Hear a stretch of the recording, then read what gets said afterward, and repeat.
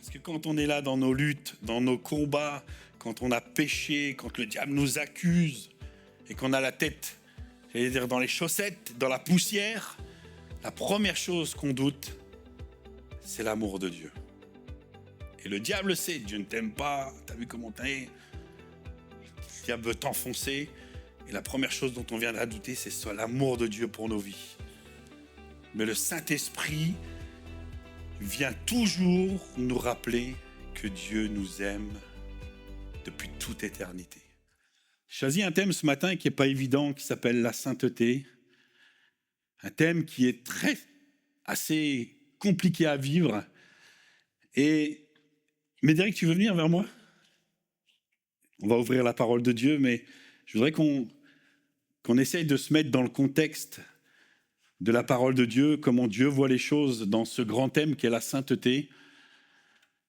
Parce que le Seigneur a dit une chose, et vous lirez dans les dernières paroles de Jésus dans l'Apocalypse, rien de souillé n'entrera dans le ciel. Ah, Amen. Eh oui, rien de souillé n'entrera dans le ciel, sauf ceux qui ont leur nom qui est inscrit dans le livre de vie. Amen. Vous êtes montés dans le train qui mène vers le ciel? Si ce matin, il y a quelqu'un qui n'était pas encore monté dans ce train, je vous invite à donner votre cœur au Seigneur Jésus-Christ. C'est lui qui nous conduit dans le ciel. Alléluia. On va lire un texte sur la prochaine slide, si vous voulez bien ensemble. Ce texte que Pierre a déclaré, inspiré du Saint-Esprit. Et Médéric, si tu veux venir, on va se mettre dans une situation où tu es là dans un contexte difficile dans ta marche avec le Seigneur. Si tu veux juste mettre un pied, voilà. Et vous imaginez que, alors je ne le suis pas, mais que je suis le Seigneur et que je vais parler en parlant de ce texte-là. Médéric, comme un enfant obéissant, ne te conforme pas au siècle présent. Parce que celui qui t'a appelé à être saint, il est saint. Donc Médéric, dans ta conduite, tu dois être saint parce que je suis saint. Et maintenant, on va le faire dans une autre façon, dans un contexte qui s'appelle l'amour, la grâce. Si tu veux te lever. Médéric, tu peux être saint. Tu es saint. Parce que celui qui t'a appelé, il est saint. Et parce que celui qui est saint te donne sa nature, alors tu es saint. Amen. Merci. Quelle version avez-vous préférée? Personne veut la première? Non. La deuxième? Alléluia. Parce que n'oublions jamais, on va ouvrir la parole de Dieu, que la Bible, ce que Dieu nous a donné, il l'a donné par sa nature. Dieu est amour. Même dans son équité, même dans quelquefois dans les choses qu'il nous amène à vivre qui sont difficiles, ne l'oublions jamais, Dieu est amour. Et tout à l'heure, Jean Roland nous a rappelé c'est vraiment cette pensée de l'amour. Et quand on lit la parole de Dieu et quand on va se pencher ce matin sur le thème des 10 commandements et sur le thème de cette sainteté de Dieu, repensons à ces 10 commandements où ils sont établis sur les 2 grands commandements que Jésus nous a donnés. Tu aimeras le Seigneur ton Dieu de toute ton âme, de toute ta pensée, de toute ta force, de tout ton être entier, de tout ton amour. Et ensuite, tu aimeras ton prochain de la même façon. Tu aimeras ton prochain comme toi-même. Tu n'aimes pas te faire du mal, alors ne fais pas de mal à ton prochain. Amen. Et quand on comprend la parole de Dieu sur ces 2 principes-là, vous savez, c'est comme les livres des enfants, quand vous les ouvrez, qu'il y a tous les décors qui se mettent en forme là, et toute la parole de Dieu s'éclaircit. Et quand on n'est pas dans la bonne mentalité, quand on n'est pas dans le bon contexte, la parole de Dieu devient un fardeau. Et moi, j'ai déjà assisté à des réunions où au lieu de repartir d'un lieu où j'étais venu chercher la paix, la grâce, l'amour de Dieu, je suis reparti avec des fardeaux. Quelque chose de pesant dans mon cœur, sur mes épaules. Et ça, c'est pas normal. Parce que quand on vient au pied du Seigneur Jésus-Christ, on est libéré. Amen. Le thème de la sainteté n'est pas évident à traiter dans la parole de Dieu parce que souvent les termes qui sont employés sont un petit peu confus dans l'esprit des gens. On parle d'être saint, la sainteté, la sanctification, se sanctifier. Ça fait beaucoup de choses. Mais juste en rappel, être saint, c'est être pur. Et la pureté, c'est la sainteté. Amen. Se sanctifier ou sanctifier quelque chose, c'est se rendre saint, se rendre pur, faire les choses pour être pur. Et la sanctification, c'est le processus qui permet d'être saint, de se rendre saint. D'accord ? La sainteté, elle n'est pas évidente aussi à comprendre, parce que la sainteté dans la pensée de Dieu, elle est déclarative. C'est-à-dire que c'est un statut, c'est une condition, c'est un état de fait. Vous vous souvenez quand Moïse va arriver là où il y a le buisson ardent qui est là, il arrive, il voit la gloire de Dieu et Dieu se manifeste, lui parle, il lui dit « Moïse, ôte tes souliers parce que la terre sur laquelle tu te trouves, elle est sainte. » Vous vous souvenez de ce texte? Mais si je prenais de la terre de ce jour-là et que j'allais la comparer à une autre terre, c'est la même. Hein. Il n'y a pas de différence en Israël. La terre, elle n'est pas meilleure qu'ailleurs. La terre sur laquelle Moïse se trouve à ce moment-là, elle est sainte parce que c'est Dieu qui l'a déclaré, c'est un choix de Dieu. Il n'y a rien à faire. Il a déclaré qu'elle était sainte. Amen. Et pour nos vies, c'est la même chose. Mon frère, ma sœur, tu es saint. Alléluia. Tu es saint.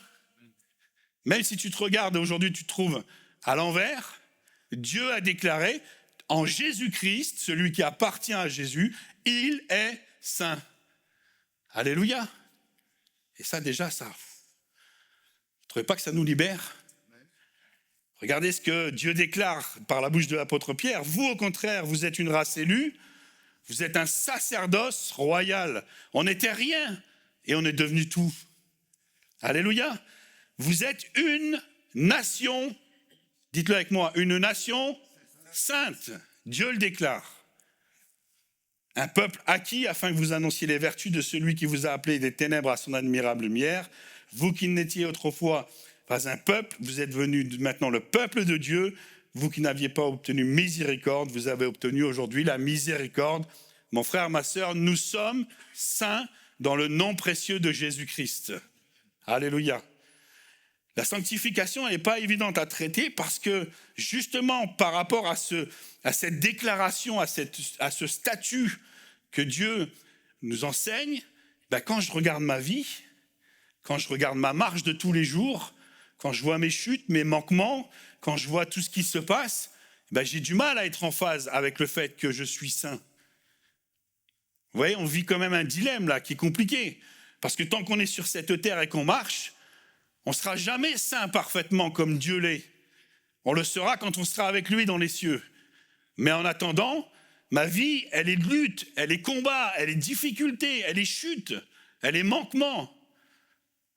Et vous comprenez pourquoi déjà là, à ce moment-là, si on n'est pas en phase avec la sainteté de Dieu, on se retrouve vite là comme le prophète Ésaïe qui voit la gloire de Dieu, qui est à genoux et qui crie, où il entend les séraphins crier « Saint, Saint, Saint est l'Éternel des armées ». Et qu'est-ce qu'il dit lui? Mais malheur à moi, parce que devant cette sainteté, je suis qu'un pécheur. Et il faut qu'il y ait l'intervention de Dieu qui vienne purifier le cœur d'Ésaïe. Et on est pareil. On a du mal à être en phase avec la sainteté. Elle n'est pas évidente aussi à comprendre parce qu'à cela vient s'ajouter que nous sommes tous confrontés du fait de notre personnalité, de notre vie, comment nous sommes constitués. Nous sommes tous confrontés à des tentations qui sont différentes.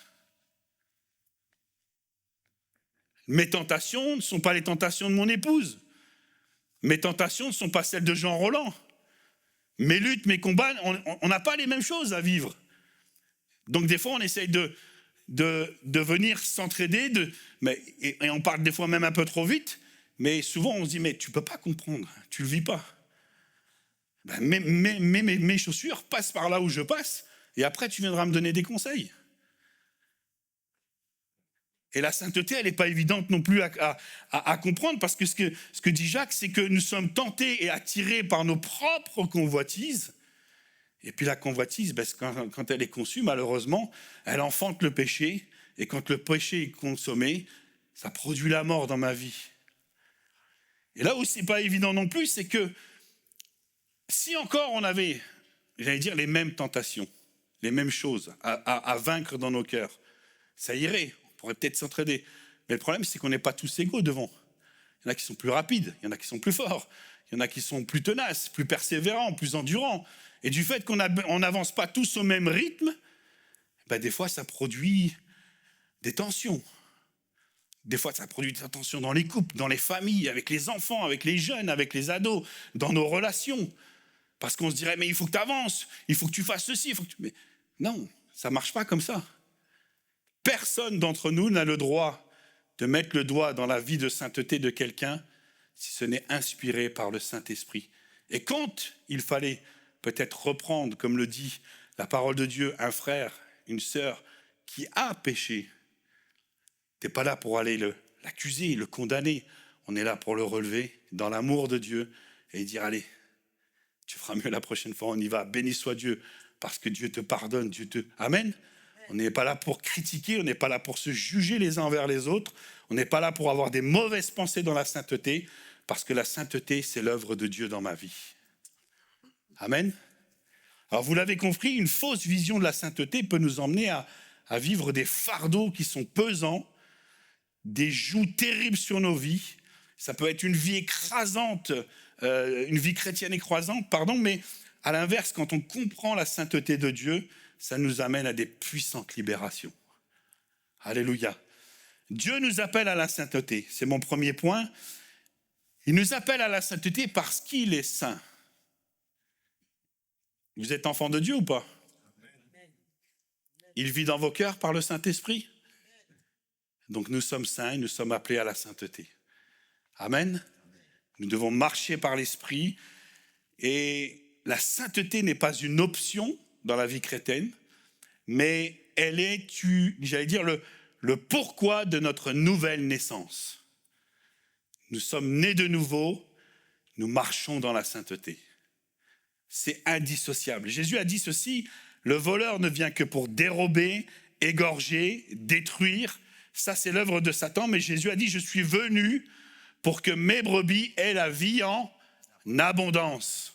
Et la vie que Dieu nous donne, c'est sa vie à lui, c'est la vie éternelle, c'est la vie de sainteté, c'est une vie qui est épanouie. Et la sainteté va avec l'épanouissement dans ma vie. Amen.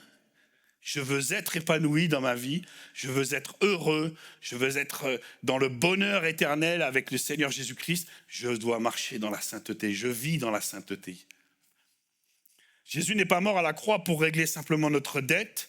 Il n'est pas mort à la croix simplement pour régler le problème du péché, de tout ce qui pouvait nous avilir, mais il est mort, il est ressuscité pour nous donner la puissance de sa vie qui est impérissable dans nos cœurs. Amen. Cette vie de sainteté, une vie glorieuse, sans tache, sans accroc, sans frustration, une vie, j'allais dire, qui est belle, épanouie. Alléluia.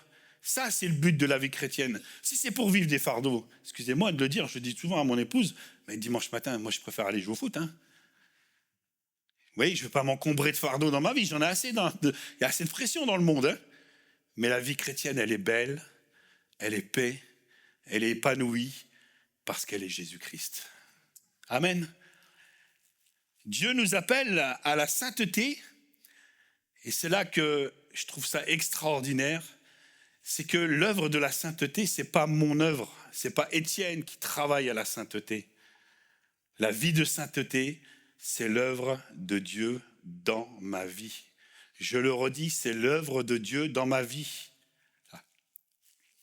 Romains 8, verset 11 dit ceci, celui qui a l'esprit de celui qui a ressuscité Jésus d'entre les morts, qui habite en lui, qui habite en vous, celui qui a ressuscité Christ d'entre les morts, rendra aussi la vie à vos corps par son esprit qui habite en vous. Amen. Il y a beaucoup de choses qui sont à changer, on le sait, mais c'est l'Esprit de Dieu qui agit. Alors, mon deuxième point est celui-ci. Qui est celui qui opère la sanctification dans ma vie? Jésus est notre sanctification. Parce que c'est lui qui l'a accompli à la croix du Calvaire. On l'a chanté tout à l'heure. Les derniers mots de Jésus sur la croix ont été ceux-ci. Tout est accompli. Maintenant, ceux qui étaient loin peuvent rentrer dans le royaume de Dieu. Maintenant, ceux qui étaient ténèbres peuvent devenir admirable lumière. Maintenant, ceux qui sont dans la difficulté, ceux qui sont péchés, peuvent devenir saints. Alléluia, tout est accompli. Jésus est notre sanctification. Mais maintenant, Jésus, et si vous vous souvenez, la dernière fois, je l'avais évoqué avec la position de Jésus-Christ en tant que roi des rois, seigneur des seigneurs, Jésus est monté au ciel. Il n'est plus aujourd'hui sur la terre. Amen. Jésus est au ciel. Il est l'homme parfait. Il est le roi des rois, le seigneur des seigneurs. Il est devant Dieu le Père. Et devant Dieu le Père, qu'est-ce qu'il fait? Il prie pour chacun d'entre nous. Il intercède pour chacun d'entre nous. Devant Dieu le Père, il a constamment les mains élevées, avec les marques dans ses mains, les clous, dans son côté percé, en disant à Dieu, j'ai accompli l'œuvre de la sainteté. J'ai accompli l'œuvre de la sanctification pour tous ceux qui se réclament de ton nom. Amen. Jésus est dans le ciel. Mais nous, aujourd'hui, on est sur la terre. Et à ce que je sache, on ne descend pas tous les dimanches matins du ciel dans un char de feu. Non, on est là dans nos luttes, dans nos combats. Alors, qui opère l'œuvre de sainteté dans notre vie? C'est la merveilleuse personne du Saint-Esprit. Alléluia. Et voilà pourquoi Jésus disait à ses disciples, il faut que je m'en aille. Et quand je serai là-haut, je vais vous envoyer un autre moi. Je vais vous envoyer le Saint-Esprit. Il sera avec vous constamment. Il vous aidera, il sera à vos côtés, il sera votre avocat, il sera votre paraclète. Il va vous soutenir dans votre vie. Alléluia. Et le Saint-Esprit est celui qui, justement, œuvre dans ma vie. Et c'est un des axes de sa mission. En fait, sa mission sur terre, elle a deux axes. Pour simplifier, le Saint-Esprit n'est pas venu pour te donner de la puissance, pour te donner une espèce de force, une espèce de flux d'onction, pour trembler dans tous les sens, pour essayer d'être meilleur, etc. Rien à voir. Et quand je vois des choses qui se passent aujourd'hui sur Internet, quand on lit excusez-moi, mais c'est catastrophique. Le Saint-Esprit est venu pour une chose, te donner la force d'être un témoin. Amen. Et on en a parlé pendant le jeûne et prière. Un témoin dans ta famille, témoin dans ton couple, témoin avec tes enfants, avec tes jeunes, avec tes petits-enfants, avec tes relations, avec les gens de ton travail. Le Saint-Esprit te donne sa capacité pour révéler Jésus-Christ sur la terre. Amen. Et sa deuxième mission, c'est parce qu'il t'aime tellement qu'il veut qu'un jour tu sois avec lui dans le ciel. Et le Saint-Esprit œuvre tous les jours dans ta vie pour mettre en place la sainteté de Dieu et que tous les jours de ta marche jusqu'au retour de Jésus-Christ, tu deviennes de plus en plus meilleur jusqu'à ce que tu puisses entrer dans le ciel de Dieu. Ça, c'est l'œuvre du Saint-Esprit dans nos vies. Et il n'y en a pas d'autres. Alors les faux prophètes, parce qu'il faut le dire aujourd'hui, il y a énormément de faussetés qui se sont racontées, qui sont dites. Et si vous n'avez pas l'esprit ancré sur la parole de Dieu, sur la saine doctrine, ça va être compliqué de résister.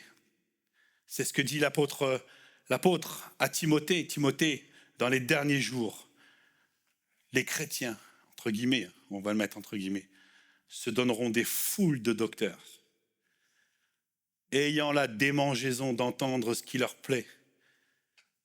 Parce que quand on parle de sainteté, on parle forcément de péché, de manquement. On parle de pardon, de repentance. Et ça, la chair, elle n'aime pas. Et on n'aime pas. On préfère aller écouter tout et n'importe quoi. Aller écouter Dieu va te bénir, Dieu va t'enrichir. Et les gens qui parlent de ça, vous les voyez arriver, ces faux prophètes avec des grandes voitures de luxe. L'autre jour, je lisais un reportage et je dis, c'est pas possible. Ils arrivaient à peser la fortune de ces gens-là. Il y a des gens qui annoncent l'évangile aujourd'hui, qui trompent les foules. Ce sont des loups dans la bergerie qui pèsent des millions d'euros au niveau de la fortune.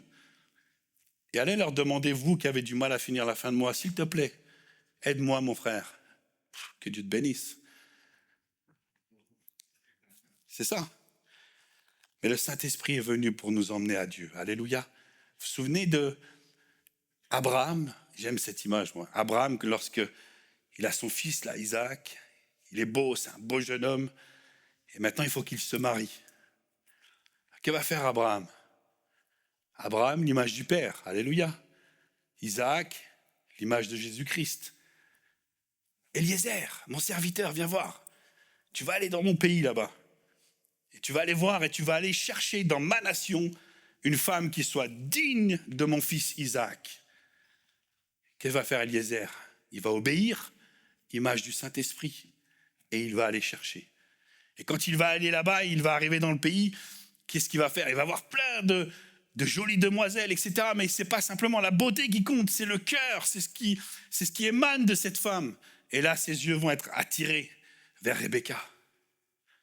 Elle est travailleuse, elle est pure, elle est vierge, elle est sans tache, elle est parfaite pour Isaac. Et il va lui poser cette question. Rebecca, est-ce qu'il y a de la place pour que je puisse entrer dans ta maison ce soir? Et elle va dire, oui, viens. Et Rebecca, c'est nous, on est l'Église. Le Saint-Esprit est venu dans nos cœurs. Ce matin, je pose la question, est-ce qu'il y a de la place pour que l'œuvre du Saint-Esprit se fasse dans nos vies? Parce qu'ensuite, il a pris Rebecca et il l'a emmenée à Isaac et ils se sont mariés. Et nous, un jour, le Saint-Esprit nous emmène à Christ parce que nous allons vivre les merveilleuses noces de l'agneau. Alléluia. On est l'Église du Seigneur Jésus-Christ. On est son épouse. Amen. Le Saint-Esprit, c'est pas un génie, c'est pas un fluide. Je le dis encore une fois. Le Saint-Esprit est Dieu. Le Saint-Esprit est Dieu. Tout autant qu'il est le Père, tout autant qu'est Jésus-Christ le Fils, le Saint-Esprit est Dieu.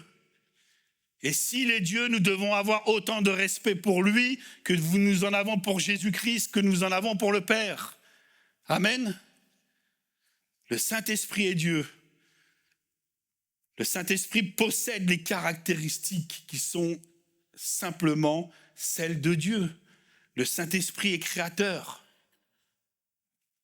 C'est Job qui disait que l'Esprit m'a formé, le souffle de Dieu, l'Esprit de Dieu me tient en vie. Le Saint-Esprit est omnipotent, il peut faire tout ce qu'il veut. Le Saint-Esprit est omniprésent, il sonde ton cœur, il sonde mon cœur, il sonde le nôtre ce matin. Le Saint-Esprit est omniscient, il connaît tout. Le Saint-Esprit est immuable, il est éternel. Le Saint-Esprit est Dieu. Alors on a du mal à comprendre qu'un esprit puisse être un peu une personne, parce que en fait il n'est pas une personne, il est doué de la personnalité. Vous savez qu'on peut attrister le Saint-Esprit par nos comportements. Des fois je me dis, combien de fois je l'ai fait pleurer.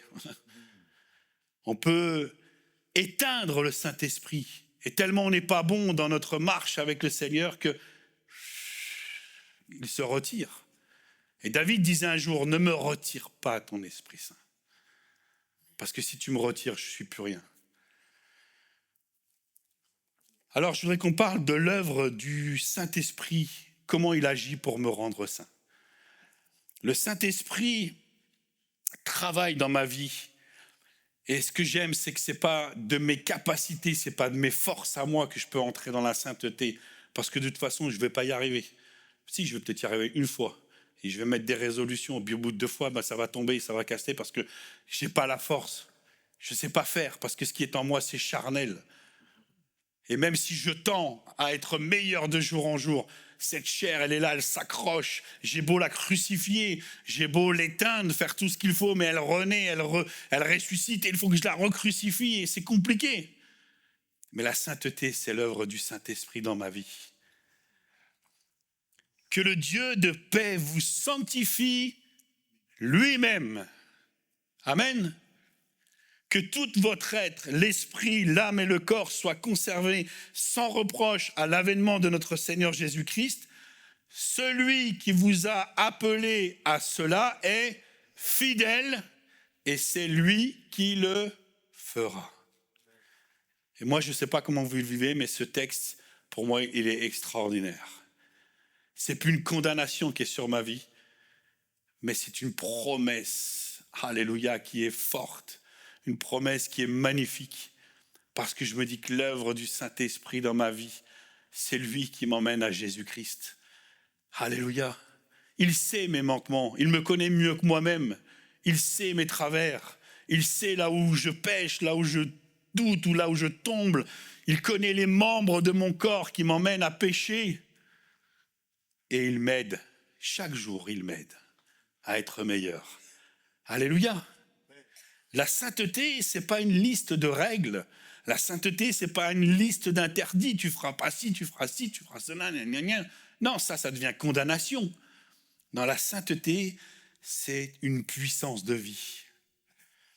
Que la grâce soit sur vous.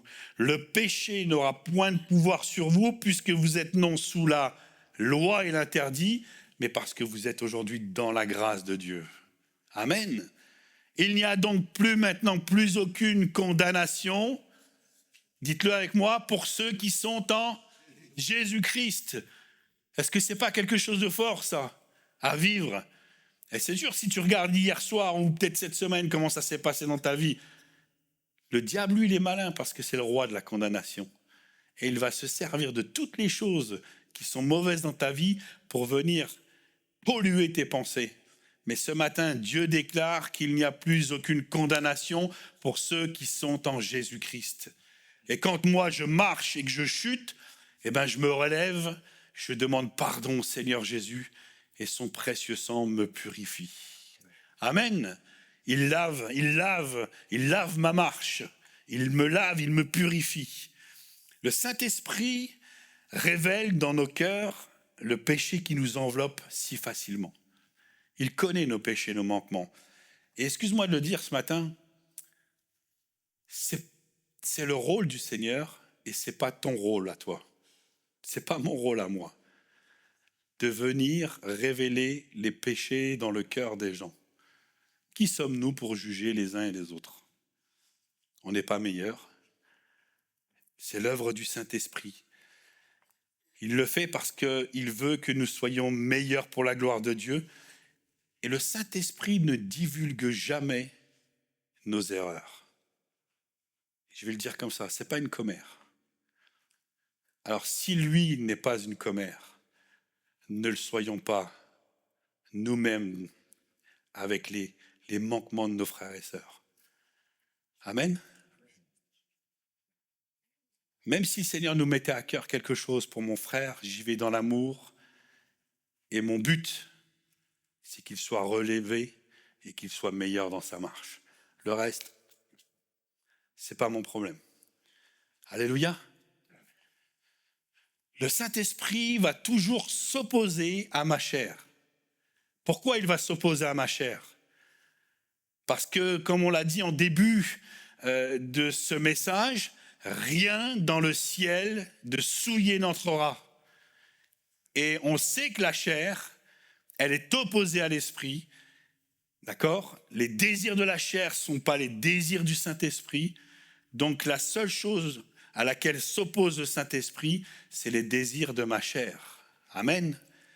Marchez selon l'Esprit et vous n'accomplirez pas les désirs de la chair, mais vous accomplirez ce que Dieu aime. Car la chair a des désirs qui sont contraires à ceux de l'Esprit et l'Esprit en a de contraires à ceux de la chair, ils sont opposés. Le Saint-Esprit se met à notre disposition pour faire mourir ce qui est terrestre en nous.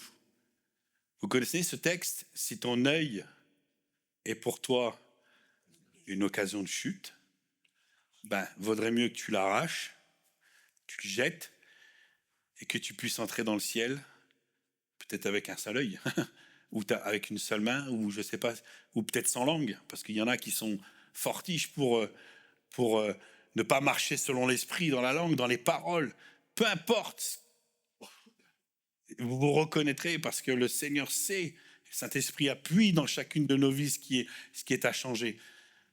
Mais nous savons que nous devons faire mourir les choses qui sont terrestres. Mais l'apôtre dit ceci, faites-les mourir, et non, c'est pas l'apôtre, pardonnez-moi, c'est même Jésus qui le dit, faites-les mourir par l'action du Saint-Esprit. Pas par vous-même, par l'action du Saint-Esprit. Le Saint-Esprit, et c'est mon dernier point, le Saint-Esprit témoigne à notre esprit, et là encore c'est une puissance de libération, que nous sommes enfants de Dieu. Parce que quand on est là dans nos luttes, dans nos combats, quand on a péché, quand le diable nous accuse, et qu'on a la tête, j'allais dire, dans les chaussettes, dans la poussière, la première chose qu'on doute, c'est l'amour de Dieu. Et le diable sait, Dieu ne t'aime pas, t'as vu comment t'es, le diable veut t'enfoncer, et la première chose dont on viendra douter, c'est soit l'amour de Dieu pour nos vies.